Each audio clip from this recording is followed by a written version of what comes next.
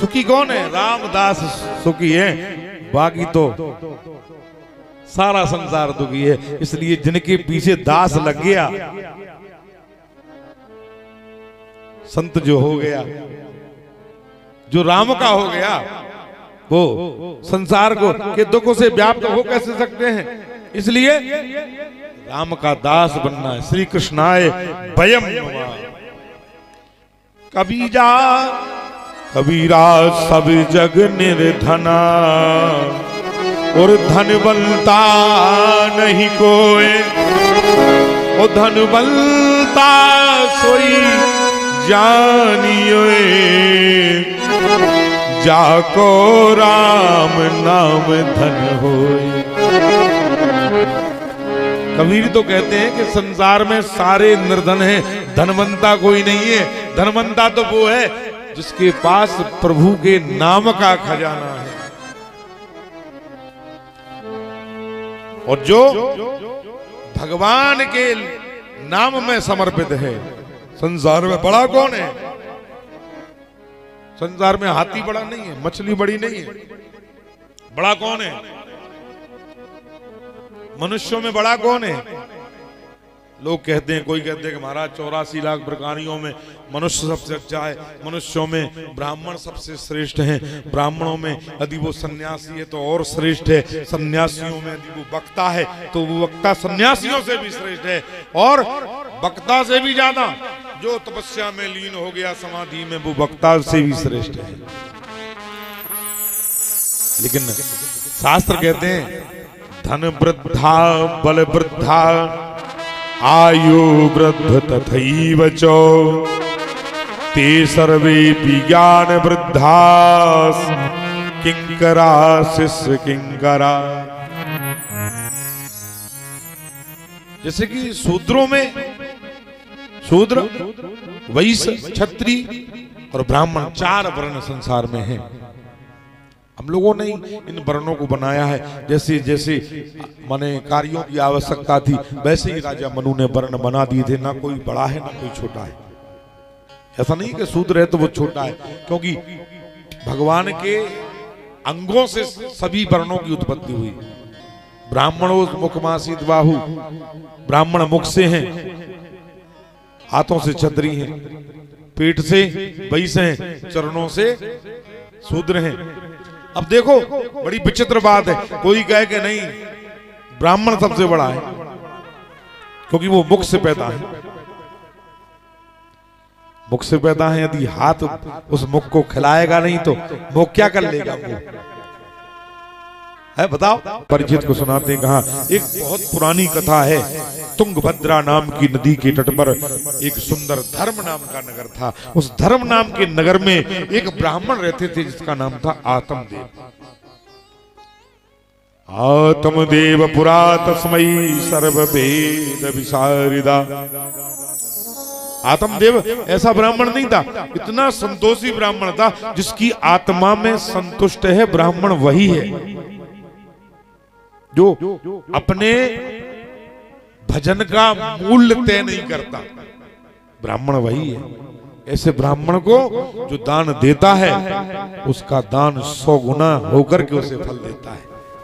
और जिस ब्राह्मण ने अपने भजन को बेच करके उसको तय कर लिया, ऐसे ब्राह्मण को, जो वेद के बेचने वाले ब्राह्मण है, दान करने का कोई लाभ नहीं होता। इसलिए दान किसे करना है किसे नहीं करना है, इस चीज का भी हमें बहुत विचार करना चाहिए। यदि हम मदरा पान करने वाले ब्राह्मण को दान कर दें, मांस खाने वाले मांसाहारी को दान कर दें, तो क्या होगा? वो हमारे सत्कर्म की कमाई को मांस खरीद करके खाएगा, मदरा का पान पड़ेगा। और 3 वेश्या कुसंगीन पर स्त्री पर रतम वेश्यावृत्ति करेगा तो दान देने वाला भी नरक को जाएगा, वो तो जा ही रहा है। दान देते समय ये देखें, गाय को दोहते हो, जब आप गाय लगाते हो तो पात्र को देखते हो कि ये पात्र फूटा है कि साजा है। बताओ, फूटे पात्र में गाय लगाओगे तो क्या होगा? फूटे बर्तन में गाय लगाओगे तो क्या होगा? क्या रुक पाएगा दूध? तुम्हारा दूध नहीं रुक पाएगा। इसलिए पात्र होना चाहिए, सुपात्र होना चाहिए। सुपात्र का मतलब उसके लायक होना चाहिए जिसमें गाय को दोई जा सके। अर्थात दान हम जिसे दे रहे हैं वो इतना सुपात्र हो कि हमारे धर्म की, सत्कर्म की कमाई को अच्छी जगह लगाए। इसलिए दान देते समय भी कभी कभी आदमी दान देकर के भी दुर्गति का कारण बन जाता है। वो क्यों? वो इसी के लिए क्योंकि वो विचार नहीं करता दान देते समय कि किसे देना है किसे नहीं देना है। इसलिए ना दातव्यम अभक्तस्य, कथा भी किसे सुनाना है किसे नहीं सुनाना है। यदि अभक्त को कथा सुना दी जाए तो कथा के भाव नहीं पैदा कर पाएगा, वो सुनाने वाले को भी इसका दोष लगेगा। इसलिए जिसके मन में श्रद्धा हो, देवानाम अपनी दुर्लभा, देवताओं को क्यों नहीं सुनाई? सुखदेव जी ने कहा कि उनके अंदर श्रद्धा नहीं थी भगवान की, वो पात्र नहीं थे। एक तो है पात्र और दूसरा है कुपात्र, ठीक है ना? दो ही तो बातें हैं, एक पात्र एक कुपात्र, एक लायक और दूसरा ना। और लगा दो लायक में, लायक और लायक के आगे ना लगा दो तो बन जाएगा क्या? नालायक। दो ही तो बातें, एक लायक है एक नालायक है। तो इसलिए लायक के लिए देना है, नालायक को नहीं देना है। पात्र को देना है, कुपात्र को नहीं देना है। सुपात्र को देना है, कुपात्र को नहीं देना है। इस कथा को फूटे बर्तन में दूध नहीं लगाना है, क्योंकि जिसका भाव निर्मल नहीं वो परमात्मा को न तुम्हें प्राप्त करा सकता। जिसने स्वयं परमात्मा को प्राप्त नहीं कर पाया वो तुम्हें क्या परमात्मा को प्राप्त करा पाएगा? क्योंकि निर्मल जन मन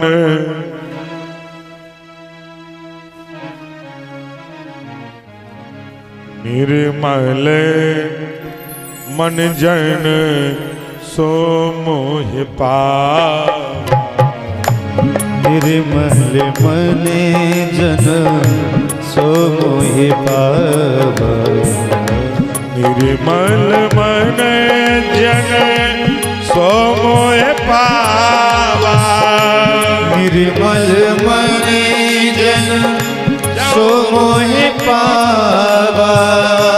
मोहे कपट छल छेद्र न भावा। मोहे कपट छल छेद्र न भावा।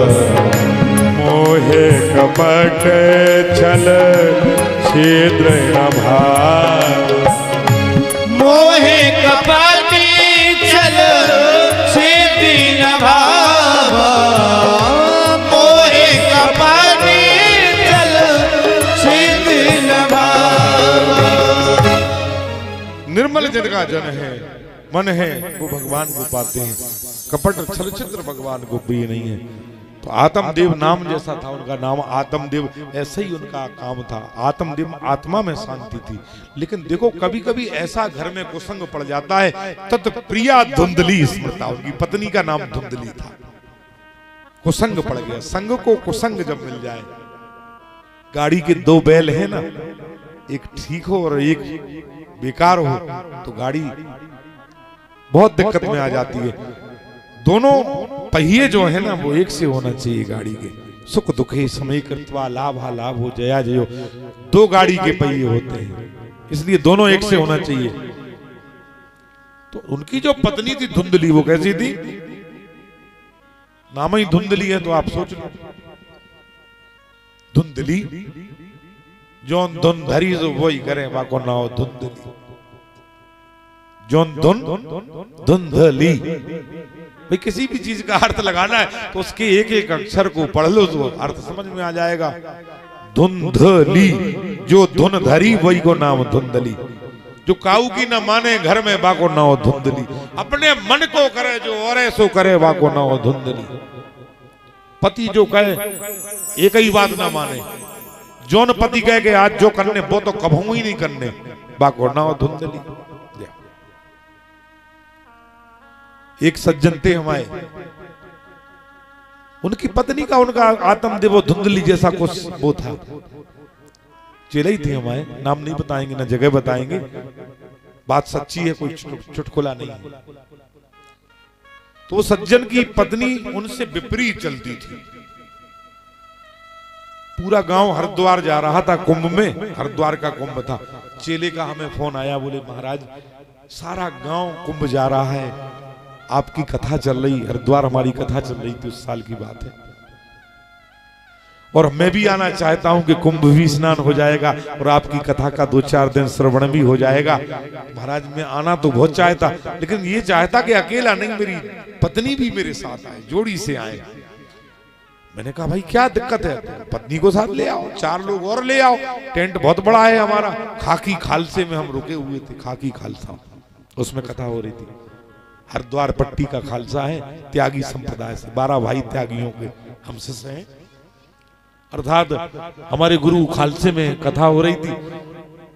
उसने कहा महाराज समस्या तो वही है, मैं जोन दिन कह देते कि आज तो ऐसे मन कर रहा हूं कि खीर बन जाए ने, चावल की खीर में बाद ना राय तो धर देत बना के, खीर नहीं बना कहूंगा, राय तो धर देत बना के, और जोन दिना मैं कहता हूँ गुरु जी के आज तो राय तो बना लो, सो बाद ना खीर धर देत बना के, जो मैं कह दूं बस वो नहीं करने और विपरीत करना है।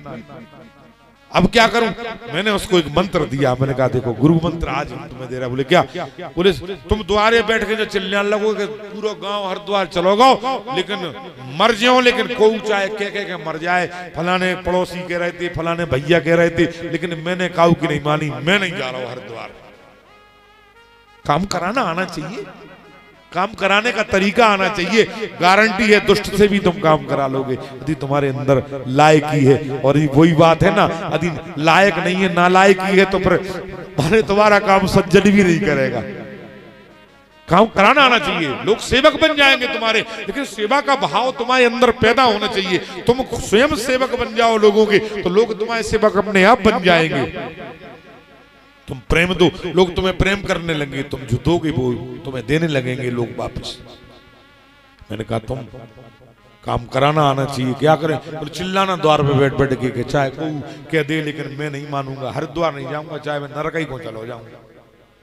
तो द्वारे बैठ बैठ के सवेरे चिल्लाने लगो, हम आओ चेला, बोले चाहे कचू हो जाए बेटा, मम्मी से कह दो कि मैं नहीं जा रहा हूं, तैयारी मैयारी ना करे।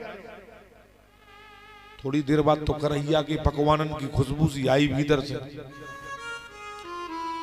चेला बोला अपने बेटा से, बोले बेटा जरा देख तो, करैया की खुशबू सी आ रही, सकल पाए खुरमा बतियां नमकीन पूड़ी जाने काका नाश्ता बनने लगो। बोले काय मम्मी जी सकल पाए बतियां काय बना रही? बोले पापा से कहते कि मैं तो कुंभ में जा रही, काल आने हो तो पीछे पीछे आ जाए, नहीं तो मैं तो अकेली जा रही। बाहर बच्चा पहुंचा, चेला का बोले गुरु, बोले पिताजी मम्मी कह रही कि हम तो काल कुंभ में जा रहे, पापा आने हो तो पीछे पीछे आ जाए, नहीं मैं तो अकेली चली जाऊं। तो वहीं बैठो बैठो हसन लगो के बहुत अच्छा मंत्र बताओ गुरुजी ने। तब से माने वो मंत्र अपनाओ, तो जीवन की सारी परेशानी मिट गई। ऐसी परेशानी मिट गई कि जोन कराने हो सो बातें उल्टो करने लगे, तो वो सीधी चलन लगे, वो सीधी कत्तों से उल्टी चलती। महाराज ऐसा ही संग था धुंधली का और आत्मदेव ब्राह्मण का। तीन स्नान क्रियाहीना, बहु क्रोधी बहु जल्प का। 2 बज रहे 3 बज रहे, वो नहाई नहीं रही। रोटी बनावेगी तो बात ही लगे, काल की राख तो चूल्हे में डली, लकैया चूल्हे में हाथ बुझी, बुझा दी थी बेचा कितना डली, आटे की परात बगैर मजी पड़ी, और उर्सा बेलना पे वो लगो माने जो है आटो लगो, घर में बर्तन मजबे पड़े, मक्खी बिन बना रही, न नहाने का, न शुद्धि का, न सोच का कोई ज्ञान नहीं था उसको, न क्रिया थी उस क्रिया। स्नान शौच क्रिया ही ना, स्नान से हीन, क्रिया से हीन, शौच से हीन, स्नान शौच क्रिया हीन, बहु क्रोधी बहु जल्प का। और ने को ने कछु बात कह दे तो क्रोध में आ जाए, ऐसी सिंगनी बन के टूट पड़े, लड़वे के लाजे के तैयार।